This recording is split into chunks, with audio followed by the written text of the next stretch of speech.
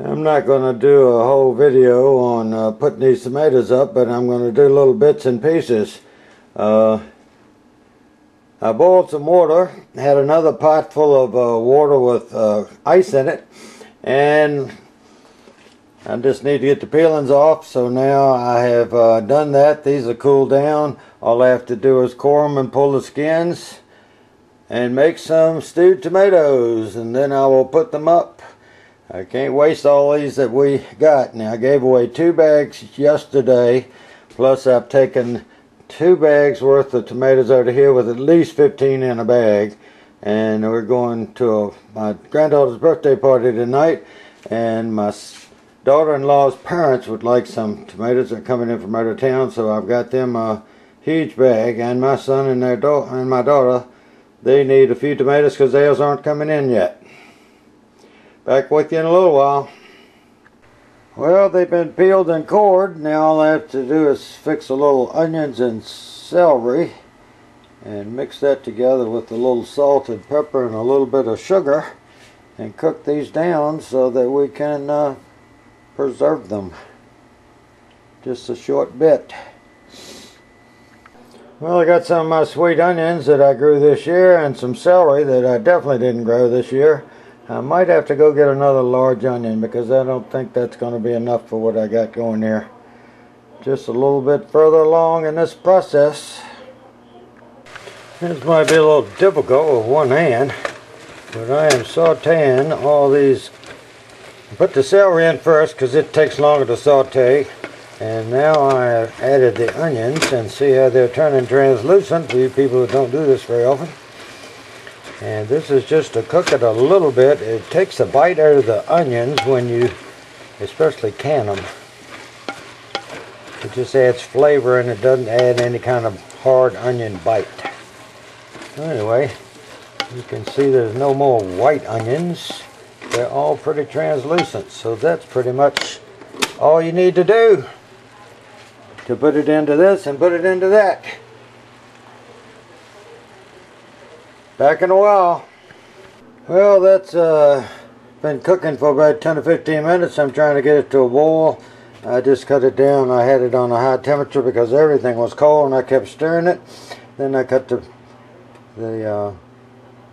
it down from high to about 4, and after it comes to almost a boil, I'll just simmer it for a while.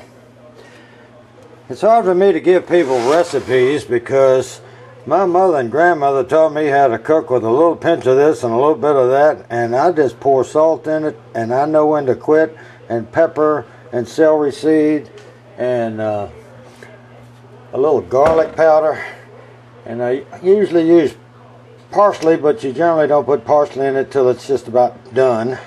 And we do it like on soups. After we've cooked it and the soup's ready to eat, we put the parsley on it, stir it up, put the cover back on it, and that's all you need to do with parsley. And it does make a difference how you do some of these things as far as bitterness, like with onion sauteing them. And see, I've already put a lot of seasonings in here, and that's all the sauteed onions and everything. And I'm going to stir this thing up and start it cooking. I try not to taste anything I'm cooking, especially if it has chicken or tomatoes or anything in it that could have a little spoiled thing that I might get some kind of dysentery off of. But once it has reached to where it is starting to boil, I just take and sample it. I have cooked long enough that I can tell what that needs, and I'd forgot an ingredient, and as soon as I tasted it, I knew it.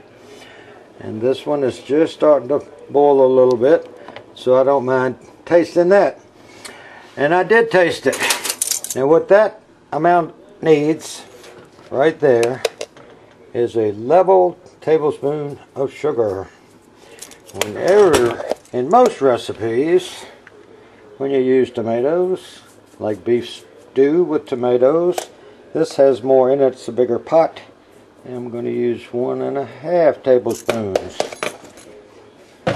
And that will take the edge off that acid in those tomatoes. And especially in pizza. Man, put pizza in a put sugar in the dough. I'm going to show you I'm going to do a pizza for you and show you what I do to make pizza, because pizza only has 4 to 5 ingredients depending on whether you put sugar in it.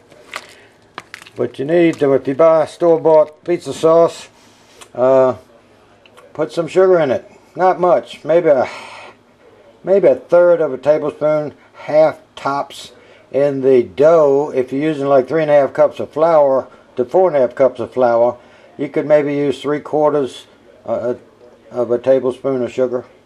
It takes the edge off of the pizza sauce, and it does sweeten the crust of a pizza, because pizza's nothing but a glorified, almost saltine recipe.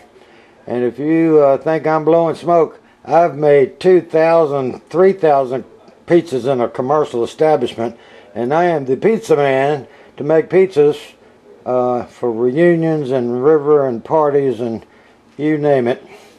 So that's all for right now, folks. This stuff's going to have to simmer a while. Well, this has simmered for about an hour and a half, and I'm bringing it up to a rolling boil. And then I will cover it and let it sit and cool down so we can put it in vacuum bags or in freezer bags. And that one's reached it, so off goes the switch. Now I got to get ready to go to my granddaughter's birthday. This is the final deal with my stewed tomatoes. We have 11.5 quarts. That one's not all the way full. And that's what we do when we have a few extra tomatoes. Now it's time to pack up and go to the river for the weekend. Thanks for watching, guys.